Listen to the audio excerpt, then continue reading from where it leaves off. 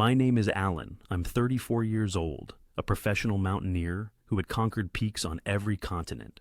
On June 18th, 2019, I fell into a crevasse on Mount Everest and should have died. What happened next changed everything I believed about life and death. I need to be honest with you about who I was before that day on Everest. Climbing was my religion, and I was my own savior. From the time I was 12 years old and first touched rock on a local climbing wall, I knew I had found my purpose. Mountains didn't judge me, didn't demand explanations, and most importantly, they didn't require me to depend on anyone else. Every peak I conquered reinforced my belief that I could handle whatever life threw at me. By the time I turned 30, I had summited Denali, Kilimanjaro, Aconcagua, and Vinson. Each success fed my ego like fuel on a fire. I remember standing on top of those mountains, feeling like I was touching the face of God himself, but I never thought to thank him. I was too busy congratulating myself. The adrenaline, the achievement, the respect from other climbers, it all became my identity. I wasn't just Alan anymore. I was Alan the mountaineer, Alan the conqueror, Alan who didn't need anybody. My spiritual state back then was what I'd call convenient Christianity.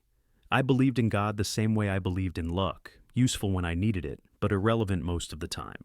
I'd grown up going to church with my mother, but those childhood prayers felt like ancient history. If someone asked, I'd say I believed, but my actions told a different story. Sunday mornings found me planning my next expedition, not sitting in a pew. I figured if God existed, he'd understand that I was too busy living life to spend time talking to him. The decision to attempt Everest came after I'd spent 3 years dreaming about it. But here's where my pride really showed itself. Every experienced climber I knew told me the same thing: don't go alone. The guide who'd led me up Denali sat me down in his office and said, "Alan, Everest isn't like the others. This mountain kills people who think they can do it solo." But I didn't want to hear it. I'd proven myself on 6 continents. What was one more mountain, even if it was the tallest? I wanted to prove I didn't need anyone, not a team, not a guide, not God, not anybody. Looking back, I can see how foolish that was, but at the time, it felt like the ultimate test of everything I'd worked for. I told myself that climbing with a team would diminish the achievement. I wanted to know that when I stood on top of the world, I'd gotten there purely through my own strength, skill, and determination. The preparation took 8 months of the most intense training I'd ever done. I spent hours every day building my cardiovascular endurance, strengthening my legs until I could carry a 60-pound pack up a mountainside without stopping. I studied weather patterns, memorized route maps, and invested in the best equipment money could buy. Every detail was planned, every contingency accounted for, or so I thought. Have you ever been so confident in your abilities that you ignored every warning sign? That's exactly what I did. 3 weeks before my departure, the weather report started showing an unusual pattern developing over the Himalayas. The meteorologist I consulted recommended postponing the climb by at least a month. I thanked him for his input and booked my flight anyway. At base camp, things got worse. The equipment specialist who checked my gear found stress fractures in 2 of my ice axes and recommended replacing them. I was annoyed by the delay, but agreed to the replacements. What I didn't agree to was his suggestion that the fractures indicated I was pushing my equipment too hard, too fast. He was trying to tell me something about my climbing style, but I wasn't interested in criticism. The fellow climber who'd been at base camp for 2 weeks pulled me aside on my second night there. He was a veteran of 4 Everest expeditions, and his weathered face carried the wisdom of someone who'd learned to respect the mountain. He told me about the bodies still frozen on the slopes above, climbers who'd made small mistakes that turned fatal. He urged me to wait for better weather, or at least consider joining his team. I thanked him politely and changed the subject. Even the Sherpa who helped me organize my supplies shook his head when I explained my solo plan. In his broken English, he kept saying, "Mountain angry this season, mountain not ready for climbers." But I attributed his concerns to superstition and local folklore. I had read about how Sherpas viewed mountains as spiritual entities, and while I respected their culture, I didn't share their beliefs. My dismissive attitude toward all these warnings came from years of being right. I'd overcome worse conditions before, or at least I thought I had. Every previous success had taught me that experts often overcautioned, that weather predictions were frequently wrong, and that the difference between successful climbers and failed ones was the willingness to take calculated risks when others backed down. On the morning of June 18th, I made the fatal decision to proceed, despite everything telling me not to. The weather station was reporting wind speeds that would ground helicopters and create whiteout conditions above 26,000 feet. The base camp coordinator tried one last time to talk me out of it, explaining that even if I summited successfully, getting down in deteriorating conditions would be nearly impossible. But my pride was louder than wisdom that day. I remember thinking that this was exactly the kind of challenge that separated real mountaineers from weekend warriors. I told myself that every great achievement required ignoring the voices of doubt and fear. I was going to prove that with enough skill and determination, a person could overcome any obstacle. My last radio contact with the base camp coordinator was at 6:47 a.m. I told him I was beginning the most dangerous section of the climb and would check in again at the summit. Those would be the last words anyone heard from me for 18 hours. The accident happened at exactly 11:23 a.m. I know because I was checking my watch when the anchor point gave way. I'd been climbing for nearly 5 hours, making good time despite the deteriorating weather. The wind had picked up considerably, and snow was starting to fall harder. But I was in what climbers call the zone. Every movement felt precise, every decision calculated. I was maybe 300 feet from a rest point, where I could reassess conditions when I reached for what looked like a solid handhold on an outcropping of granite. My gloved hand gripped the rock ledge, and I applied my full body weight as I'd done thousands of times before on countless climbs. But this time, the rock gave way like it was made of paper. The sound it made will haunt me forever. A sharp crack followed by the rumble of falling stone. In that split second, I realized I was falling, but my mind couldn't process how far or where I was going. The world became a blur of white snow, dark rock, and spinning sky. The fall itself lasted maybe 8 seconds, but it felt like an eternity. I remember trying to grab anything, my ice axe scraping against the mountain face, my body bouncing off ledges and rock formations. The physical sensation was unlike anything I'd ever experienced. It wasn't just the terror of falling, it was the complete helplessness of knowing there was nothing I could do to stop it. Every instinct I'd developed as a climber, every technique I'd learned for self-arrest, became useless in the chaos of that tumbling descent. When I finally stopped, the silence was deafening. I landed on what I would later realize was a narrow ledge about 60 feet down, hidden in a crevasse that wasn't visible from above. The impact drove every bit of air from my lungs, and for several minutes, I couldn't tell if I was alive or dead. My body was screaming in agony, but my mind was strangely calm, probably from shock. I lay there listening to my own labored breathing echo off the ice walls around me. Taking inventory of my injuries was terrifying. My ribs on the left side felt like they had been hit with a sledgehammer. Every breath sent sharp pains through my chest, and I was pretty sure at least 3 were broken. My right shoulder was dislocated. I could tell because my arm was hanging at an unnatural angle, and I couldn't move it without excruciating pain. My head was pounding, and I was having trouble focusing my vision, classic signs of a concussion. Blood was trickling from cuts on my face where flying rock had scraped against my skin. But the physical injuries were only part of my problem. When I managed to sit up and look around, the full scope of my situation became clear. I was trapped in what amounted to a frozen tomb. A narrow crevasse maybe 12 feet wide at its widest point, with ice walls stretching up on both sides. The opening above me looked impossibly small and far away. Worse, my climbing rope had been severed during the fall, and most of my gear had scattered across the mountain face above. I tried to take inventory of what equipment I had left. My radio was smashed, the antenna broken off, and the case cracked. I had maybe 6 hours of water, some energy bars, and a damaged headlamp that flickered intermittently. My backup ice axe was still attached to my harness, but with my shoulder injury, I couldn't use it effectively. My emergency bivouac sack had survived the fall intact, but it would only delay hypothermia, not prevent it. The environmental dangers were becoming more apparent by the minute. The temperature in the crevasse was probably 20 degrees below zero, and without direct sunlight, it would only get colder as the day progressed. The ice walls around me were unstable. I could hear them creaking and shifting, and small chunks of ice occasionally broke off and fell past me into the darkness below. The storm above was getting worse, which meant even if someone tried to rescue me, the conditions would make it nearly impossible. I attempted to climb out 3 times with my injured body. Each attempt was agony. I'd make it maybe 10 feet up the ice wall before my strength gave out, or my shoulder injury became unbearable. The third attempt nearly killed me when a section of ice I was using as a handhold broke away, sending me sliding back down to the ledge. That's when the reality hit me. I wasn't getting out of there on my own. The realization that rescue was impossible due to my location and the weather was perhaps the most terrifying moment of my life. I was in a hidden crevasse that couldn't be seen from the main climbing route. The storm made helicopter rescue impossible, even if they knew where I was. My radio was dead, so I couldn't call for help. Even if the weather cleared, finding my exact location would be like searching for a needle in a haystack across miles of mountainous terrain. I could feel hypothermia creeping through my body like poison. It started in my fingertips and toes, a numbness that gradually spread inward.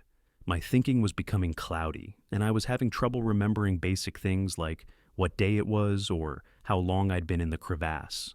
I knew from my training that these were dangerous signs, indicators that my core body temperature was dropping to levels that would shut down vital organs. The hallucinations began around hour 4. I started seeing my mother standing at the edge of the crevasse, calling my name. Then my high school climbing coach appeared, shaking his head disappointedly. These visions felt completely real until they vanished, leaving me more disoriented and afraid. I realized my oxygen-deprived brain was starting to fail, creating these images as it struggled to function in the thin air and extreme cold. For the first time in my adult life, I felt completely helpless. This wasn't like other challenges I'd faced where I could dig deeper, try harder, or find some technique to overcome the obstacle. This was different. No amount of skill, experience, or determination was going to get me out of this situation. I was trapped, injured, freezing, and completely alone, 28,000 feet above sea level with a storm raging overhead. Ask yourself, what do you do when your strength runs out? When every tool you've relied on becomes useless? When the very abilities that defined you prove inadequate? I was about to find out that sometimes the only option left is surrender. The moment I truly hit rock bottom came around hour 6 in that crevasse. My body temperature had dropped so low that I'd stopped shivering, which I knew from my wilderness training was a very bad sign. My thoughts were becoming increasingly scattered, and I was struggling to stay conscious. The hallucinations were getting worse, and I was having conversations with people who weren't there. That's when something inside me finally broke. Not physically, but spiritually. I had spent 34 years believing I could handle anything life threw at me. From childhood, I'd been taught that success came through hard work, determination, and self-reliance. My father had always told me, son, the only person you can truly depend on is yourself. That philosophy had carried me through school, through my early climbing failures, through every challenge I'd ever faced. But lying there on that frozen ledge, I realized that all my strength, all my experience, all my confidence meant absolutely nothing. The complete surrender of my pride didn't happen all at once. It started with small admissions. I admitted that I'd been wrong to ignore the warnings. I admitted that I'd been foolish to attempt this climb alone. I admitted that my arrogance had put me in this situation. But even those admissions felt like trying to maintain some control, like I was still the one analyzing and judging my own actions. The real breakdown came when I stopped trying to figure out solutions. For hours, my mind had been racing through possibilities. Maybe the storm would clear and someone would spot me. Maybe I could rig some kind of signaling device. Maybe I could find a different route out of the crevasse. But one by one, every option disappeared, and I was left with the stark reality that I was going to die in that place, and there was nothing I could do about it. That's when I finally broke completely. I wept like I hadn't wept since I was a child. Deep sobbing that came from somewhere I didn't know existed inside me. My tears froze on my face almost immediately, creating tiny ice crystals that I could feel forming on my cheeks. But I couldn't stop crying. All the fear, all the pain, all the desperate loneliness came pouring out of me in a way that felt like my soul was emptying itself. I thought about my mother, how she'd always tried to get me to come to church with her when I visited home. She'd never pushed it, never made me feel guilty, but I could see the hope in her eyes every time she asked. I thought about all those Sunday mornings when I'd chosen the mountains over the pew, convinced that I was living life while others were wasting time in buildings, talking to a God who might not even exist. I thought about every close call I'd had in my climbing career, every time I'd narrowly avoided disaster through what I'd called skill or luck. Suddenly, those moments looked different. The ice bridge that had held my weight when it should have collapsed. The weather window that had opened just when I needed it. The equipment that had worked perfectly in conditions where it should have failed. Had those really been coincidences, or had someone been watching over me all along? As the cold continued to seep deeper into my bones, I found myself remembering childhood prayers that I thought I'd forgotten, simple words that my mother had taught me before bedtime, phrases from Sunday school that were buried so deep in my memory I was surprised they surfaced. Now I lay me down to sleep. I pray the Lord my soul to keep. The words came out of my mouth without my conscious decision to speak them, like my spirit was reaching for something my mind had abandoned years ago. That's when I finally prayed, really prayed, for the first time since I was maybe 12 years old. It wasn't eloquent or sophisticated. It wasn't the kind of prayer you'd hear in church. It was the desperate cry of a broken man who had run out of options and was facing eternity. "Jesus," I said out loud, my voice echoing off the ice walls around me. "If you're real, if you care about someone like me, please help me. I can't do this alone anymore." I need to be honest about what happened next, because it wasn't what you might expect. The storm didn't suddenly stop. The ice walls didn't miraculously provide a way out. My injuries didn't heal instantly. From the outside, absolutely nothing changed about my situation. But something profound shifted inside me, something I still struggle to put into words. The fear was still there, but it was different somehow. The physical pain hadn't lessened, but I felt like I could bear it. Most incredibly, I wasn't alone anymore. I know how that sounds to someone who's never experienced it. But there was a presence in that crevasse with me that was more real than the ice beneath my body or the wind howling above my head. It started as a warmth that had nothing to do with temperature. Despite being in a place where my breath was forming ice crystals in front of my face, I felt warm from the inside out. Not the kind of warmth that comes from physical heat, but something deeper, like being held by someone who loved me more than I could comprehend. The loneliness that had been crushing me began to lift, replaced by a sense of companionship that made no logical sense but felt absolutely real. For the first time in hours, my thinking became clear. The hallucinations stopped, and the panic that had been consuming me faded into something approaching peace. I still understood that I was probably going to die in that place, but the terror of death was replaced by a strange acceptance. If this was how my life ended, at least I wouldn't face it alone. I had nothing left to offer God except my broken pride and my desperate need. I couldn't promise to be a better person if He saved me, because I didn't know if I'd live through the next hour. I couldn't bargain with good deeds or religious commitment, because I was beyond making deals. All I could do was surrender everything I'd held onto so tightly and admit that I needed help from someone bigger than myself. Have you ever experienced peace in the middle of a storm? That's what happened to me in those moments after I prayed. The circumstances hadn't changed, but my heart had. I was still trapped, still injured, still facing death, but I was no longer carrying the burden alone. Someone else had stepped into my crisis, and His presence changed everything about how I experienced that terrible situation. The waiting that followed was unlike anything I'd ever experienced. Time seemed to slow down, and each moment felt significant in a way I can't explain. I wasn't just waiting to die anymore. I was waiting to see what God would do. What happened next defies everything I thought I knew about reality.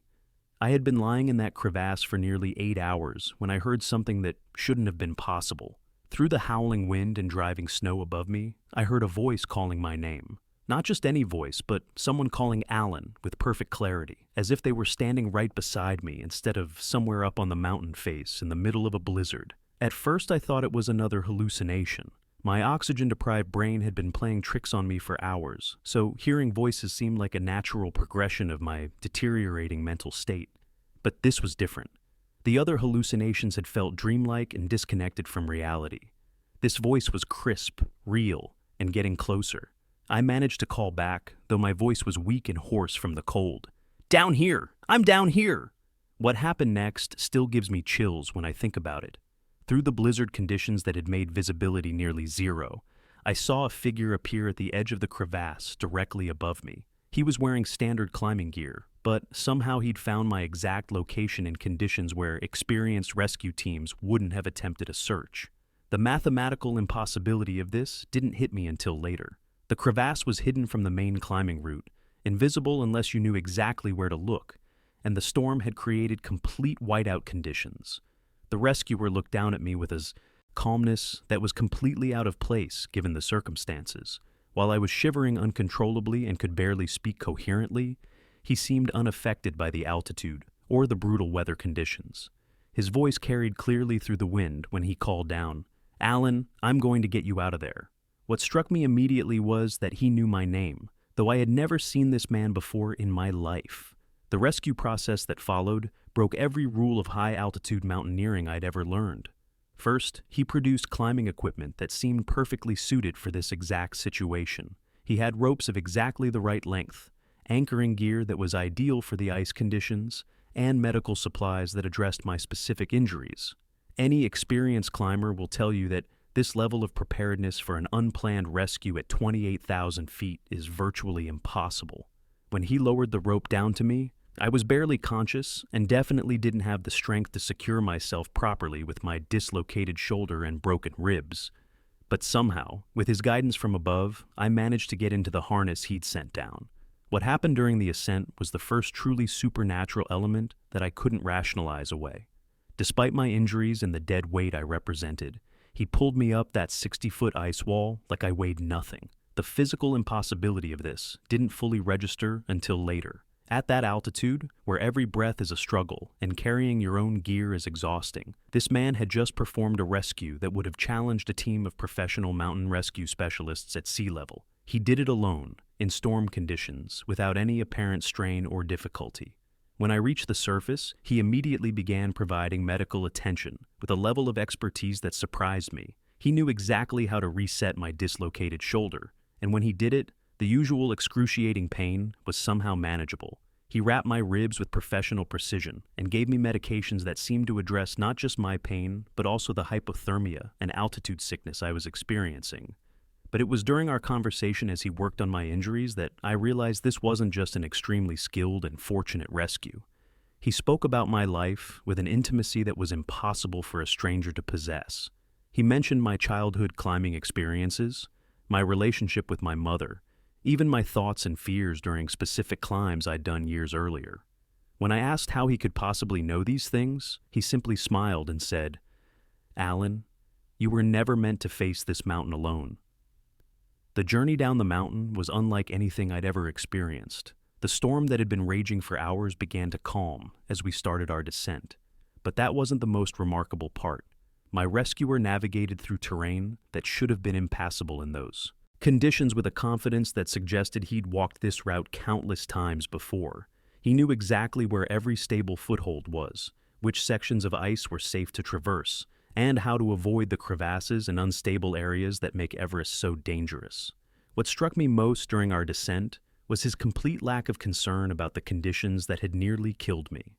While I was still struggling with every step, fighting altitude sickness and exhaustion, he moved with an ease that seemed to ignore the physical laws that govern high-altitude climbing. He never seemed out of breath, never appeared tired, and never showed any signs of being affected by the thin air or brutal cold. Our conversation during that long descent was the most profound spiritual experience of my life. He didn't preach at me or quote scripture, but he spoke about life, purpose, and faith in ways that addressed questions I didn't even know I had. He talked about how my climbing experiences had been preparing me for something greater than personal achievement. He spoke about the mountains themselves as reflections of their creator's majesty, and how my love for climbing was actually a longing for something eternal that no earthly summit could satisfy. Most importantly, he spoke about love in a way that was completely new to me. Not romantic love or even family love, but an unconditional love that existed regardless of my achievements, failures, or worthiness. He talked about how every risk I'd taken, every mountain I'd climbed, every moment of my life had been observed and protected by someone who cared about me more deeply than I could imagine. When I asked him directly who he was, he looked at me with eyes that seemed to hold depths I couldn't fathom and said, "I'm the answer to your prayer, Alan. I've been waiting a long time for you to ask for help." The way he said it wasn't mysterious or cryptic. It was matter of fact, like he was stating something obvious that I should have understood all along. Look inside your heart right now and ask yourself this question. Do you believe that God still performs miracles? That he still sends help to people who cry out to him in their darkest moments? Because I'm telling you that on June 18th, 2019, on the slopes of Mount Everest, Jesus Christ personally walked me down from what should have been my grave. The arrival at base camp was chaos. My rescuer had guided me to within 100 yards of the medical tents when he told me to continue forward while he secured some equipment we'd left behind. I was walking on my own at that point, which should have been impossible given my injuries, but the adrenaline of seeing safety ahead kept me moving. When the medical team spotted me emerging from the storm, their reactions told me everything I needed to know about how impossible my survival had been. The doctor who examined me kept shaking his head and muttering under his breath. He'd been doing high-altitude medicine for 15 years and had seen every kind of mountaineering injury imaginable. As he checked my vital signs and assessed my condition, I could see the confusion growing on his face. "This doesn't make sense," he kept saying. "Your core temperature should be much lower. These injuries should be much worse. You should be showing severe signs of altitude sickness and hypothermia." When he examined my ribs, the ones I was certain had been broken in the fall, his confusion deepened. "There's definitely trauma here," he said, running his hands along my side. "But these feel more like old injuries that are well into the healing process. How long ago did you say this accident happened?" When I told him it had been that morning, he actually stopped his examination and stared at me. "That's impossible. Bone healing doesn't work that way, especially not at this altitude where the body can barely maintain basic functions." The reunion with my fellow climbers was emotional in ways I hadn't expected. The base camp coordinator grabbed me in a bear hug that sent pain shooting through my ribs, but I didn't care. He had tears in his eyes when he pulled back and said, "We thought you were gone, Alan. We've been monitoring the weather, and there was no way anyone could have survived up there in those conditions." The other climbers gathered around, all of them asking the same questions.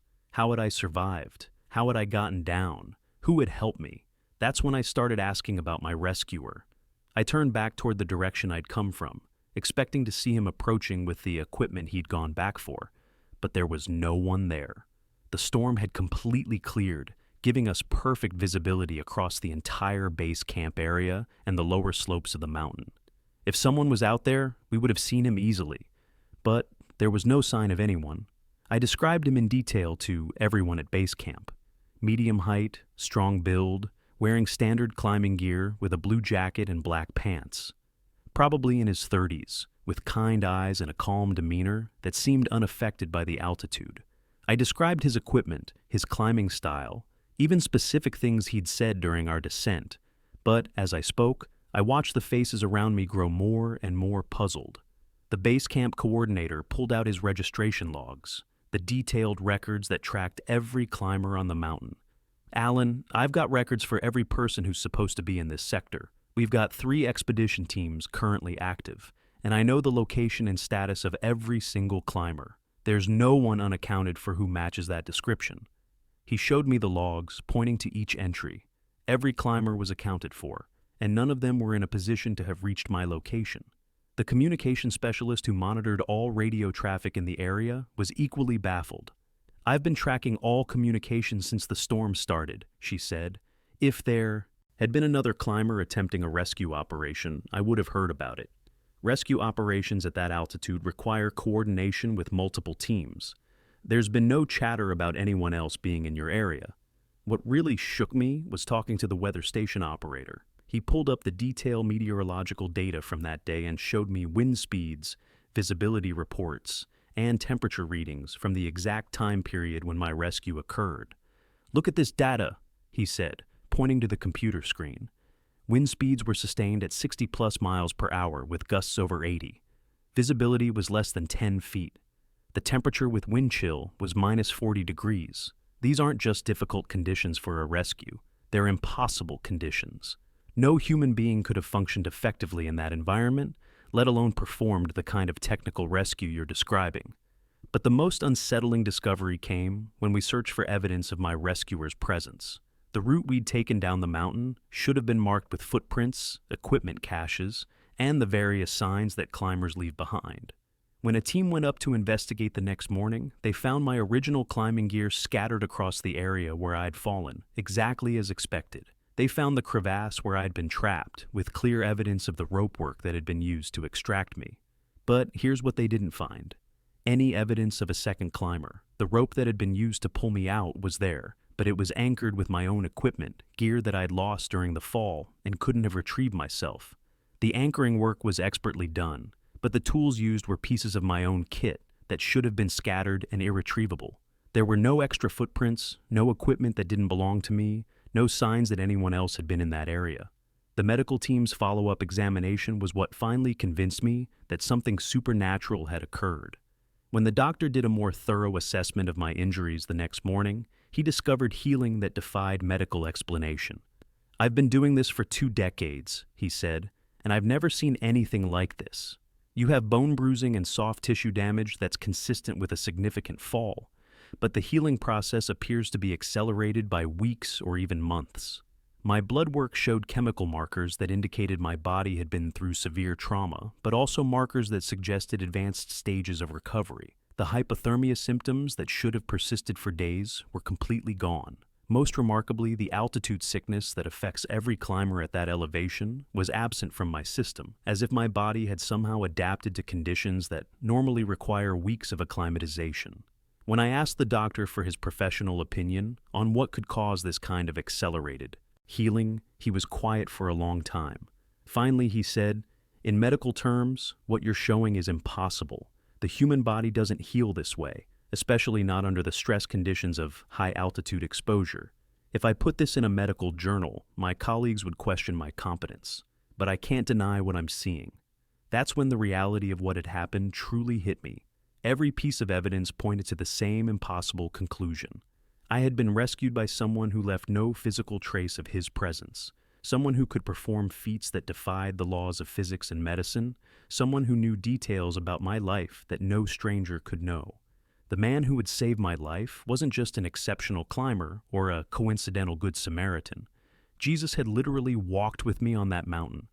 The prayer I'd offered in desperation had been answered not with a feeling or a sign, but with direct, personal intervention that left me alive when I should have died and healed when I should have been broken.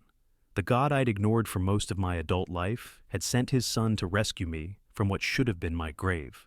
I finally understood what it meant to be saved, not just from physical death, but from the spiritual death that comes from trying to live life without God. The man who had fallen into that crevasse was gone forever.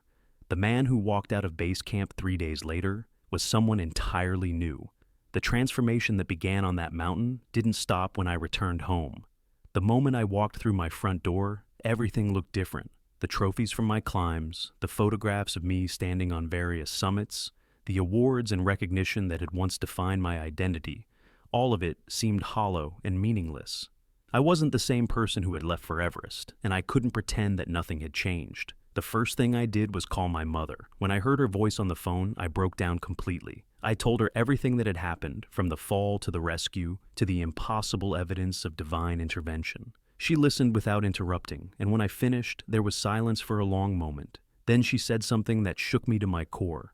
"Alan, I've been praying for this moment every day for 20 years. I knew God would find a way to reach you." I learned that my mother had been part of a prayer group at her church that met every Tuesday morning, specifically to pray for family members who had walked away from faith. My name had been on their list since I was 18 years old. For 2 decades, a group of women I'd never met had been bringing my name before God, asking him to pursue me, protect me, and draw me back to himself. The rescue on Everest wasn't just an answer to my desperate prayer in that crevasse. It was the culmination of thousands of prayers offered on my behalf by people who believed God could reach anyone, anywhere. Within a week of returning home, I found myself walking into the same church where my mother had taken me as a child. I hadn't been inside a sanctuary in over 15 years, but everything felt familiar and foreign at the same time.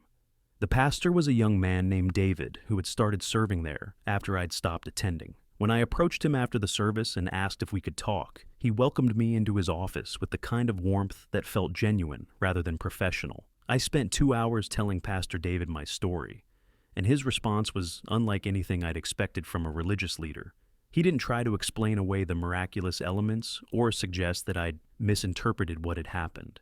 Instead, he opened his Bible and showed me story after story of God intervening directly in people's lives, of Jesus appearing to individuals in their moments of greatest need, of divine rescue that defied natural explanation. "Alan," he said, "what happened to you on that mountain is completely consistent with who Jesus is and how he works. He's the same yesterday, today, and forever. The same God who walked on water and calmed storms is the same God who walked you down from Everest. The question isn't whether this really happened, the question is what you're going to do with this new life you've been given." That conversation led to the most intensive period of spiritual growth I'd ever experienced. I began studying the Bible with a hunger that surprised me.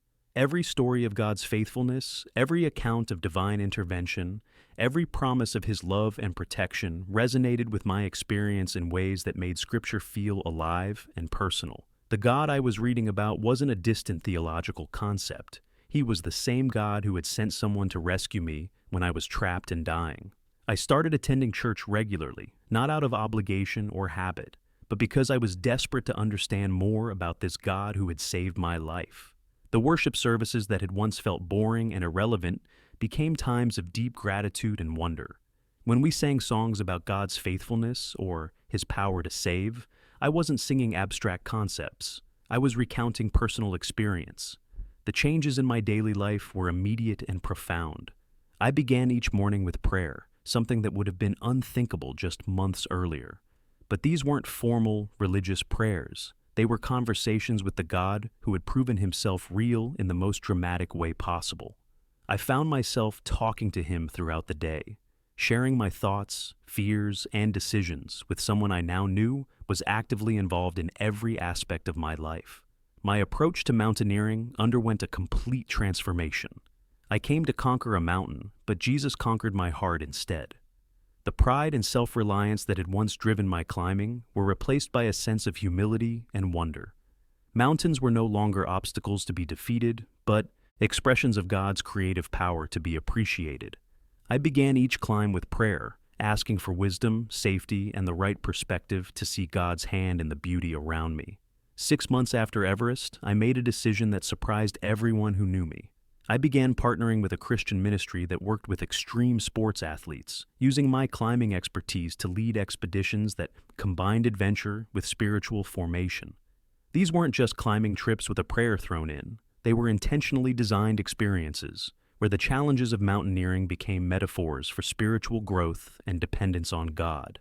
The first expedition I led was to Mount Rainier with a group of men who were struggling with addiction recovery. As we climbed together, sharing the physical challenges and supporting each other through difficult moments, the parallels between climbing and spiritual life became obvious. Learning to trust your rope partner became a lesson about trusting God. Pushing through exhaustion and fear became practice for persevering through life's difficulties. Reaching the summit together became a celebration of what's possible when people support each other through challenging times. These expeditions became the most fulfilling work of my life. Instead of climbing for personal achievement, I was using my skills to help others discover the same God who had rescued me.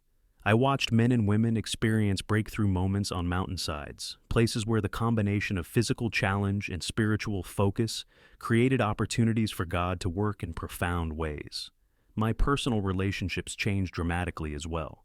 2 years after Everest, I met Sarah at a church retreat. She was a teacher who had been involved in outdoor ministry for years, and she understood both my passion for climbing and my newfound faith. Our relationship was built on shared values and mutual commitment to using our lives for something greater than personal fulfillment. We were married on the anniversary of my Everest rescue, June 18th, and she has become an integral part of the ministry we now lead together. Every year, Sarah and I return to Everest Base Camp, not to attempt another summit, but to work with climbing teams and base camp staff, sharing the hope of the gospel with people who understand the reality of life and death situations. These annual trips have become pilgrimages for me, opportunities to return to the place where my real life began and to help others discover the same God who met me in my moment of greatest need. The man who fell into that crevasse was focused entirely on his own achievement and recognition. The man who walks mountains today does so with a completely different purpose. Now, I climb mountains to get closer to the one who made them, and to help others discover that no matter how high we climb or how far we fall, we're never beyond the reach of God's love. Maybe you're facing your own impossible mountain today. It might not be a physical peak, but something just as challenging. A broken relationship that seems beyond repair, an addiction that feels too powerful to overcome, a financial crisis that appears hopeless, or a health diagnosis that has left you feeling trapped and afraid. Don't wait until you're hanging by a thread to call on Jesus. He's the same God who rescued me on Everest, and He's ready to meet you in your crisis. Ask yourself this question: are you trying to climb life's mountains in your own strength? I spent 34 years believing that self-reliance was a virtue, that needing help was a sign of weakness. But I learned on the world's highest mountain that true strength isn't about never needing help. It's about knowing when to call on the one who has all power and authority. I set out to reach the top of the world, but Jesus lifted me higher than any peak ever could. He didn't just save my life, He gave me a life worth living. If He can rescue someone like me from a place of certain death, He can rescue you from whatever mountain you're facing today. You don't have to face it alone.